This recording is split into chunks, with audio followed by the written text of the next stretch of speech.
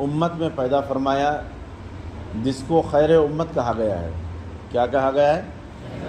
خیر امت، یعنی ہم خیر لوگ ہیں، بہترین لوگ ہم ہیں۔ تو معزز طلباء، ابھی جو ہم نے تقریر سنی ہے اس کے اندر بے شمار باتیں ہمارے سامنے آئی ہے۔ تو چند ایک پہلو ہم کو نبی رحمت صلی اللہ علیہ وسلم کی ولادت باسعادت سے قبل دنیا کا عالم کیا تھا اور دنیا کیسی تھی، اور آپ علیہ الصلاۃ والسلام کی نبوت کے بعد دنیا کا رنگ کیا ہوا اور کیا تبدیلیاں آئیں، یہ ہم کو غور کرنا ہے۔ اس کے لیے ضروری ہے کہ ہم ایک سوئی کے ساتھ سوچیں۔ جب آپ علیہ الصلاۃ والسلام اس دنیا میں تشریف نہیں لائے تھے تو کیا تھا؟ شرک و بدعت تھا۔ کیا تھا؟ شرک، یعنی بتوں کو پوجنا اور ان کے سامنے سجدہ کرنا۔ اسی طریقے سے ہر بت کو ایک نام دے دیے تھے کہ یہ پانی برسانے والے ہیں، یہ اناج دینے والا ہے، یہ آگ برسانے والا ہے، فلاں فلاں ایک سورج نکالنے والا ہے، ایک چاند نکالنے والا ہے۔ 360 بت بنا کے رکھے تھے کہ روز کا ایک بت، روز کا ایک صنم۔ تو یہ لوگوں کا نظریہ تھا۔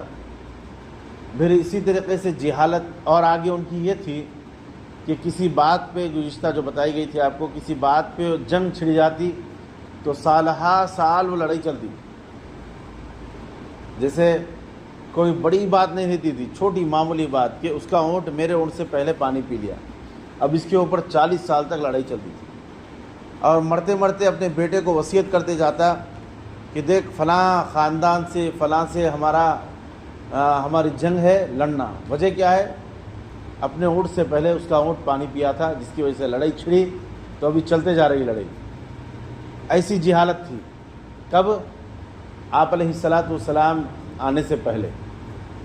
پھر اور جہالت دیکھیے ان کے پاس،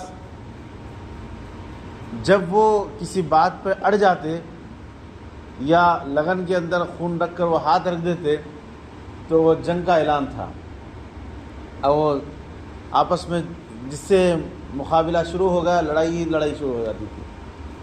اور خون اگر نیچے گرا ہوا ملتا، بغیر تحقیق کے کھا لیتے تھے، یعنی کھانا نہیں تھا وہاں پر، اس زمانے میں کھانا پینے کی چیزیں نہیں تھیں، جو چیز مل جاتی اس کو کھا لیتے تھے، حلال حرام کچھ نہیں تھا۔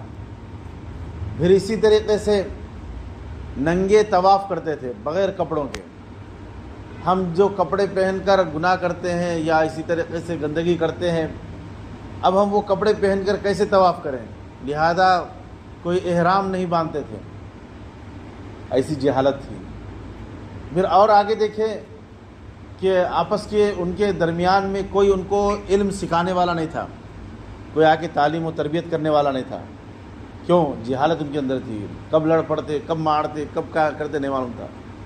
اور تو اور آگے دیکھیں، کوئی ان کے اوپر حکومت کرنے والا بھی نہیں تھا، یعنی کوئی ان کے اوپر حکومتی سطح پر کوئی کام کرنے والے بھی نہیں تھے، بھئی کوئی وزیر ہے، کوئی فلاں ہے، کوئی ایسا نہیں، سب اپنی جگہ سردار، سب اپنی جگہ بہادر، سب اپنی جگہ پہلوان۔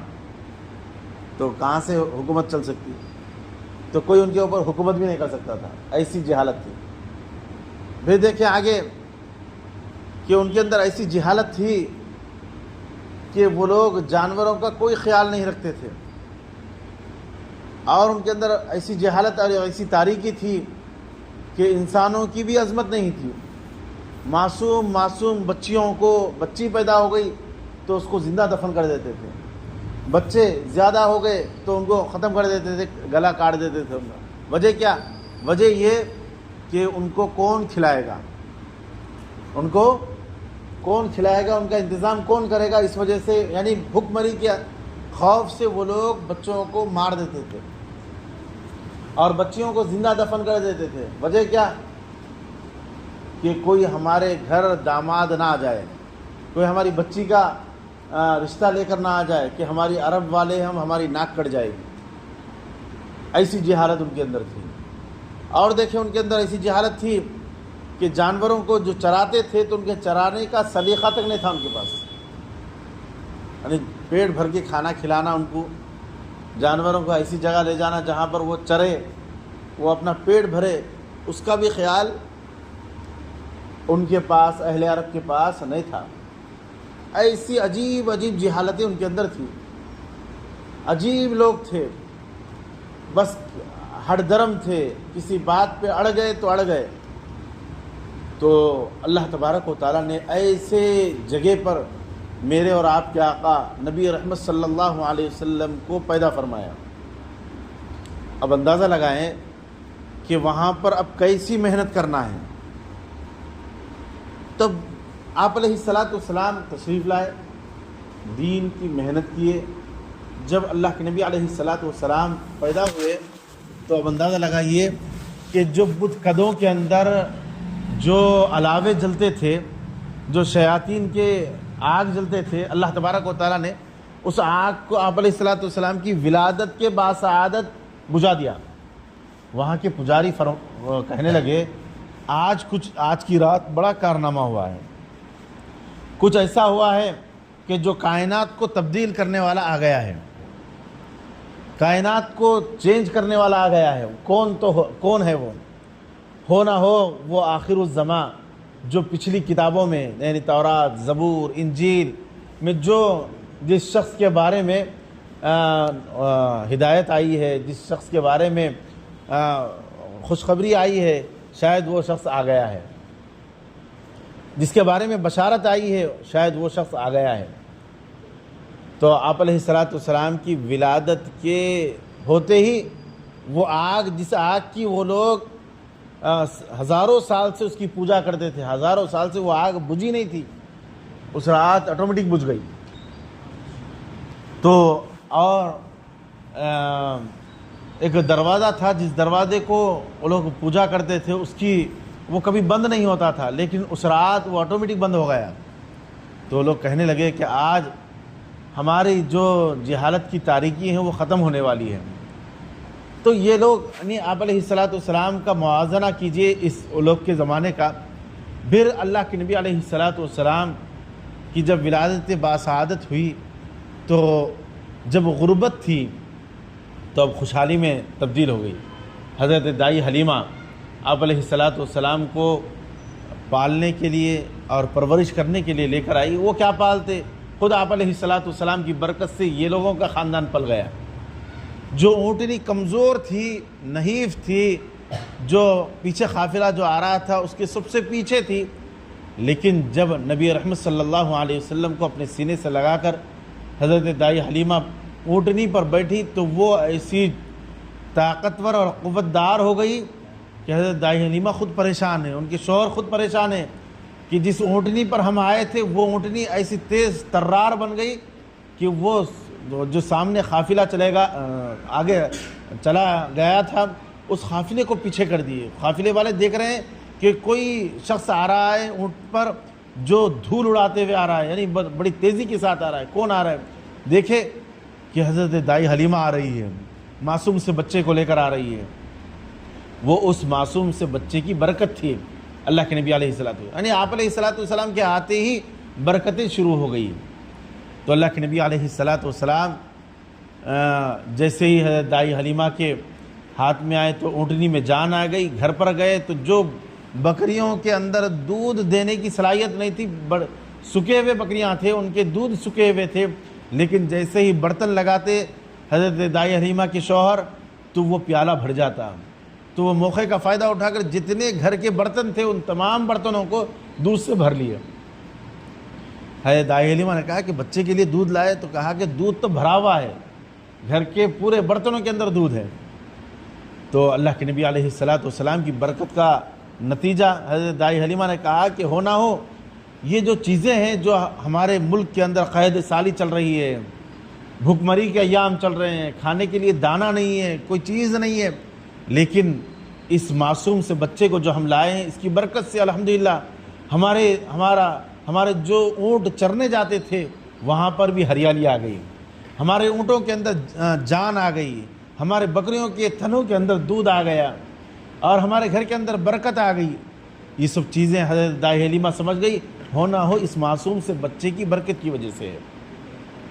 تو اللہ کے نبی علیہ السلام بڑے ہوئے، اللہ تبارک و تعالیٰ نے نبوت عطا فرمائی، پھر نبی رحمت صلی اللہ علیہ وسلم نے ایمان کی دعوت دی، تو اللہ کے نبی علیہ السلام جیسے دعوت دیے تو یہ لوگ اب دیکھیں جو ہم پیچھے ذکر کر چکے ہیں کہ جن کے اندر ایسا اکھڑپن اور ایسی جہالت تھی کہ اپنے معصوم سے بچوں کو ختم کر دیتے تھے، زندہ درگور کر دیتے تھے، اور اپنی عورتوں کی کوئی عزت نہیں تھی، وہاں پر عورتوں کا بالکل ننگا ناچ تھا، وہاں پر عورتوں کو غلط طریقے سے استعمال کیا جاتا تھا۔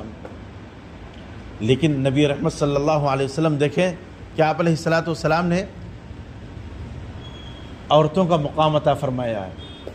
جہاں عورت کو پامال کیا جاتا تھا، اس کی عزت کو برباد کیا جاتا تھا، معصوم بچوں کو زندہ درگور کیا جاتا تھا، معصوم بچیوں کو زندہ دفن کر دیا جاتا تھا، تو اللہ کے نبی علیہ السلام نے عورت کی 4 حیثیتیں دی۔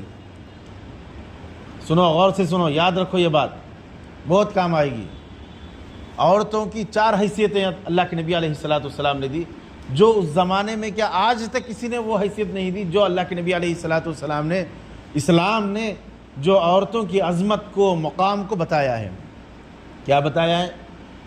اگر وہ عورت ماں ہے تو اس کے قدموں کے نیچے جنت ہے، اور اگر وہ بیوی ہے تو گھر کا سکون ہے، اگر بیٹی ہے تو وہ آنکھوں کی ٹھنڈک ہے، بہن ہے تو گھر کی زینت ہے۔ یہ اللہ کے نبی علیہ السلام اور اسلام نے یہ تعلیم دی ہے کہ 4 حیثیتیں ہیں بیٹی کی، ماں کی، عورت کی۔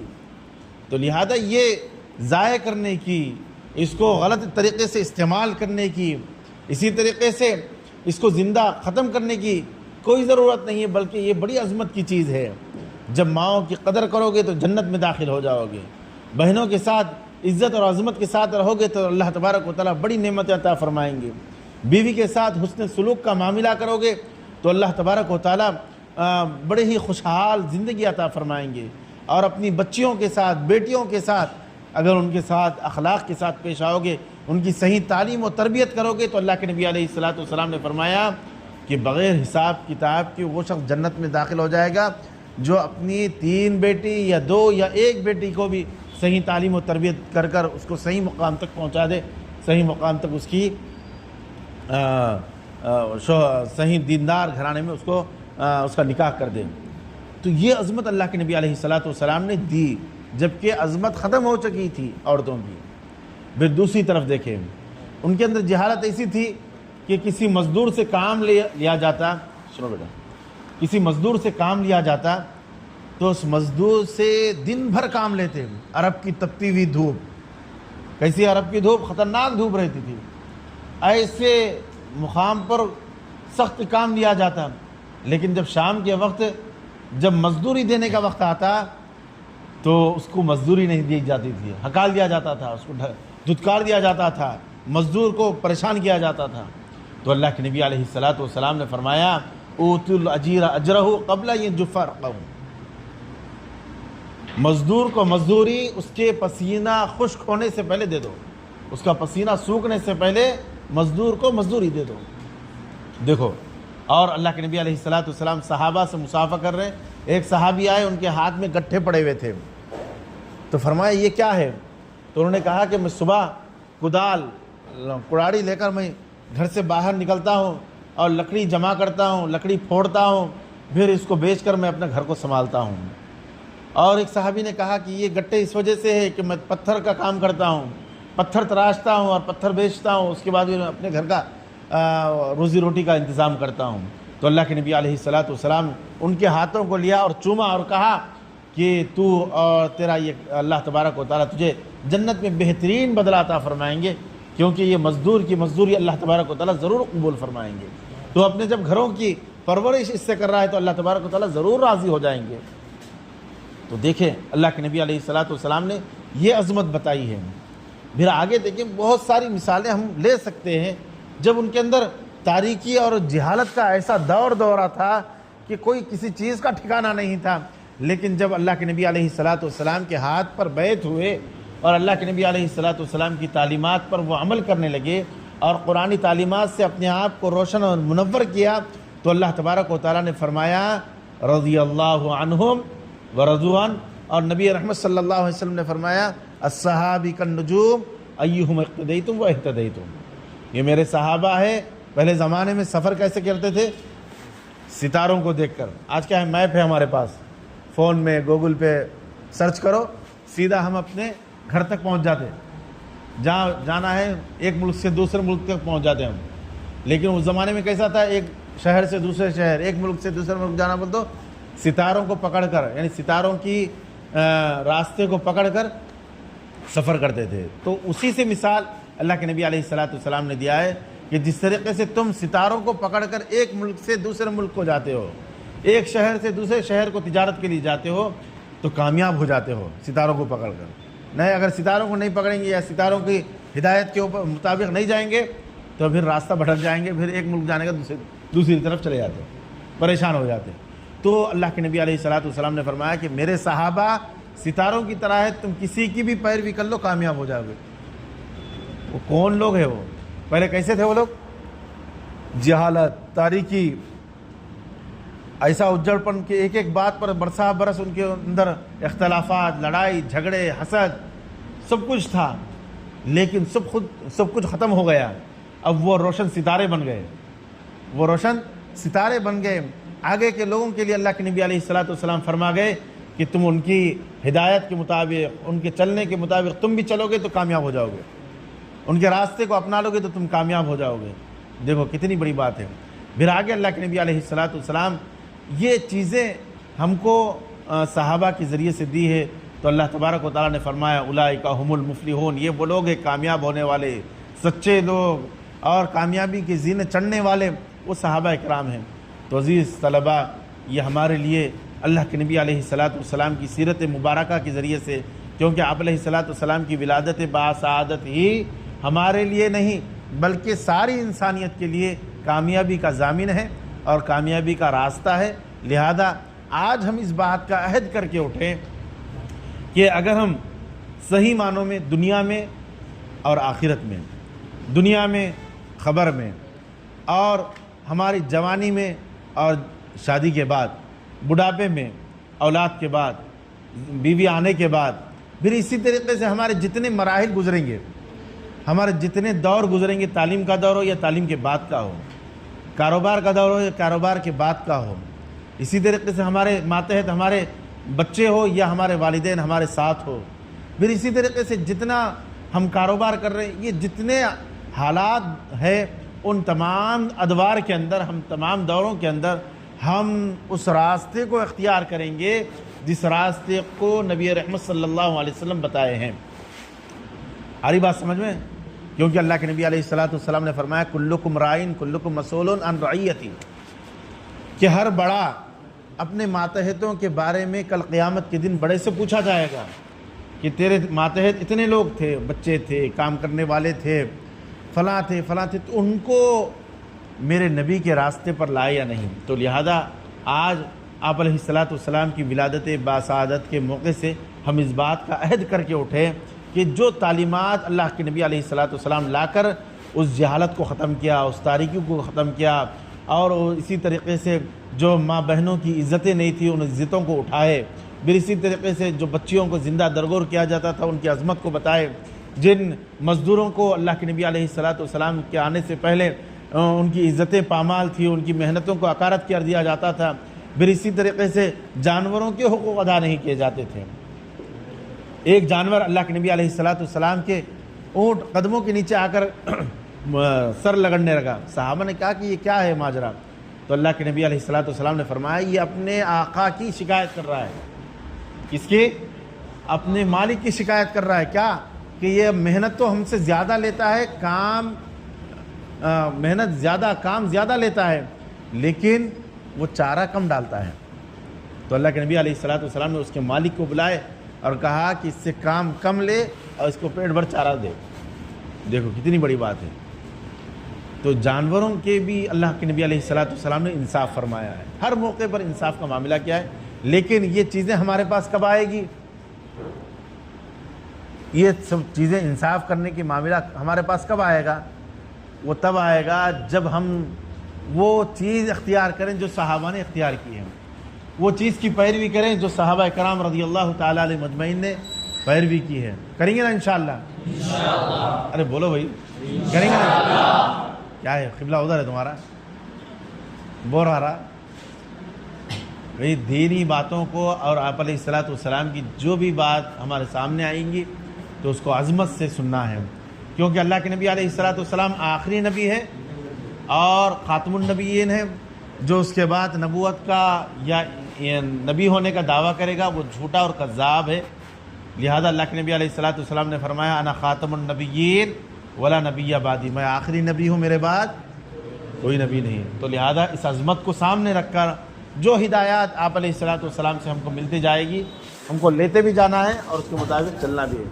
اللہ تعالی ہم سب کو صحیح معنوں میں ان باتوں